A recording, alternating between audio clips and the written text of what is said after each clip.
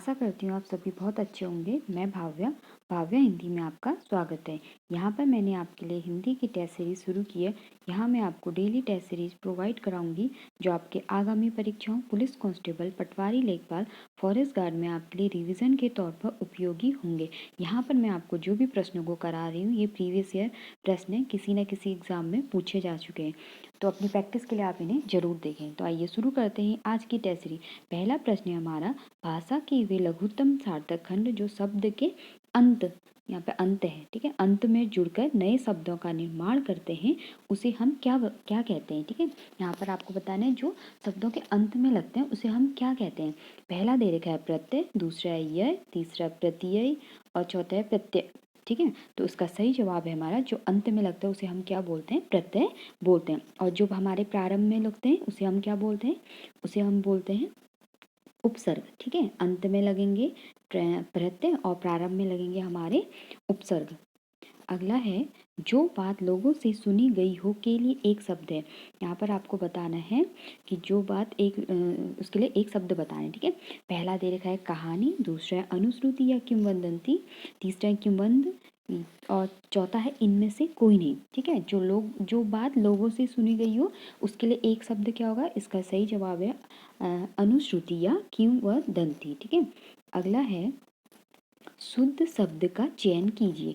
यहाँ पर आपको बताना है कि इसमें कौन सा शब्द शुद्ध है। पहला दे रखा है आविष्कार, आविष्कार, दूसरा है आविष्कार, तीसरा है आविष्कार और चौथा देगा आविष्कार। ठीक है, तो यहाँ पे आपको बताना है कि किस शब्द की वर्तनी शुद्ध है, कौन सा हमारा आविष्कार, आविष्कार कौन सा सबसे शुद्ध लिखा गया है। ठीक है, तो इसका सही जवाब है हमारा बी, आविष्कार। ठीक है, कौन सा षटकोण वाला होगा और अ में आ की मात्रा आविष्कार।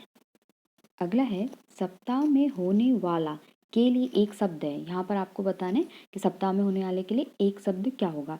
पहला दे रखा है मासिक, दूसरा है साप्ताहिक, तीसरा है पाक्षिक और चौथा है इनमें से कोई नहीं। ठीक है, जो सप्ताह में होने वाला होता है उसे हम क्या बोलते हैं, आप सभी को पता होगा, सप्ताह में होने वाला यानी साप्ताहिक।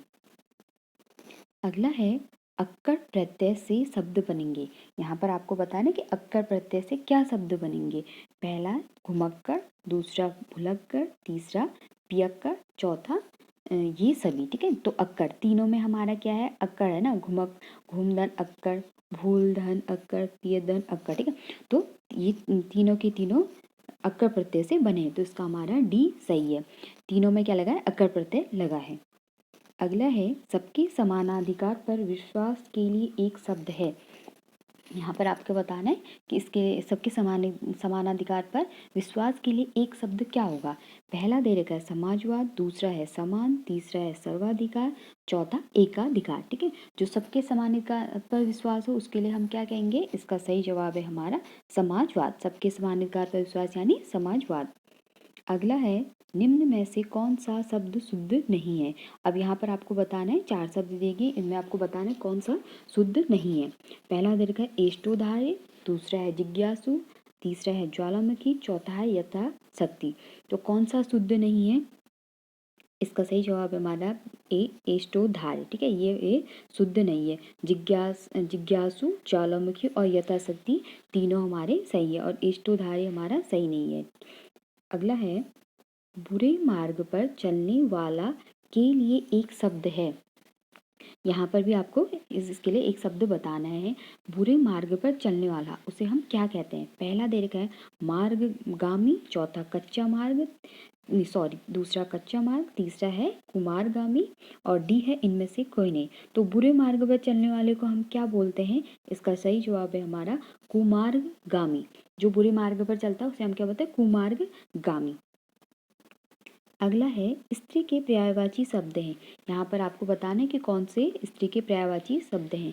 पहला है अंगना, दूसरा है केसरी, तीसरा है नारी और चौथा है ए और सी दोनों। ठीक है, तो स्त्री के पर्यायवाची कौन से हैं, तो इसका सही जवाब है हमारा डी, ए और सी दोनों। अंगना और नारी दोनों क्या है, स्त्री के पर्यायवाची शब्द हैं। अगला है अग्नि के पर्यायवाची हैं। यहाँ पर आपको बताना है अग्नि के पर्यायवाची क्या क्या हैं। ठीक है, पहला दे रखा है अनल, दूसरा है पावक, तीसरा है हुतासन, चौथा है ये सभी। तो अग्नि के पर्यायवाची शब्द क्या हैं, इसका सही जवाब है हमारा डी, ये सभी। अनल, पावक, हुतासन ये सभी किसके पर्यायवाची हैं? अग्नि के। तो इसका सही जवाब है हमारा डी, ये सभी। अगला है हमारा वजीहाय।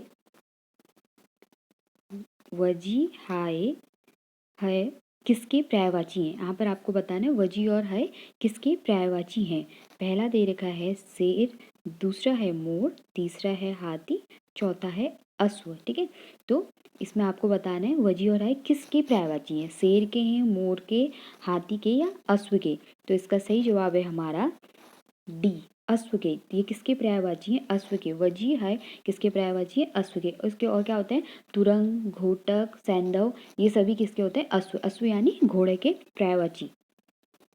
अगला है दो या दो से अधिक शब्दों के मेल से नए शब्द बनाने की क्रिया को कहते हैं। ठीक है, दो, अब ये क्या बोला? दो या दो से अधिक शब्दों के मेल से जो बनते हैं उसे हम क्या बोलते हैं? पहला दे रखा है समास, दूसरा है पर्यायवाची शब्द, तीसरा है प्रत्यय, चौथा है अलंकार। ठीक है, तो क्या कहते हैं? दो या दो से अधिक शब्दों के मेल से जो नए शब्द बनते हैं उसे हम क्या बोलते हैं? इसका सही जवाब है समास। ठीक है, पर्यायवाची शब्द क्या होता है? समानार्थी, समान, उसके समान अर्थ में होगा। ठीक है, प्रत्यय क्या होता है? प्रत्यय जो हमारे अंत में लगता है।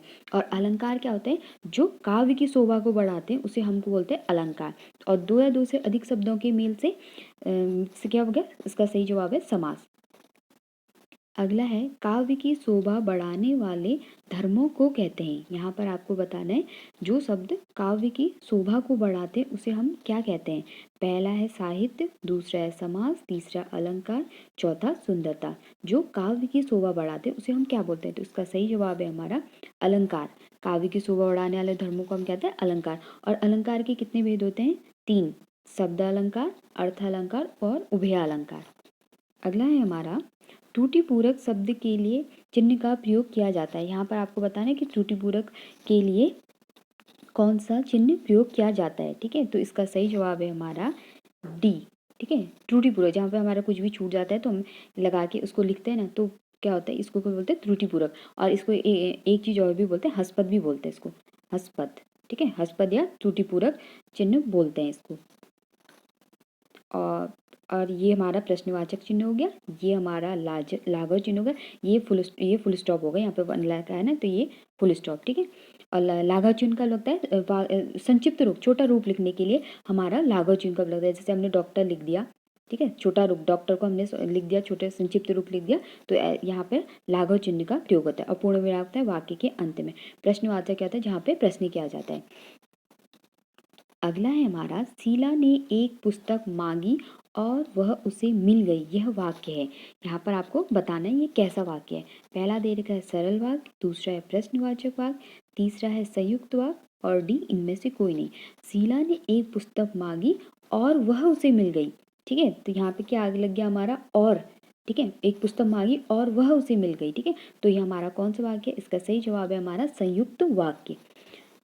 अगला है हमारा विशिष्ट शब्दों के प्रयोग से काव्य के सौंदर्य में जब वृद्धि हो तो वहाँ क्या माना जाता है? ठीक है, यहाँ पे आपको बताना है कि वहाँ माना जाता है विशिष्ट शब्दों के प्रयोग से। ठीक है, शब्दों के, ये बोले शब्दों के प्रयोग से काव्य के सौंदर्य में वृद्धि होती है, तो वहाँ पे क्या होता है? पहला दे रखा सौंदर्य, दूसरा आभूषण, तीसरा अर्थालंकार या शब्दालंकार। ठीक है, तो इसका सही जवाब है हमारा डी, शब्दों के प्रयोग से काव्य के सौंदर्य में वृद्धि होती है, तो वहाँ पे होता है हमारा शब्दा अलंकार। अगला है सिर मुड़ाते ही ओले पड़े लोकोक्ति का अर्थ है। ठीक है, यहाँ पे आपको एक लोकोक्ति दी है, बताना इसका सही अर्थ कौन सा है।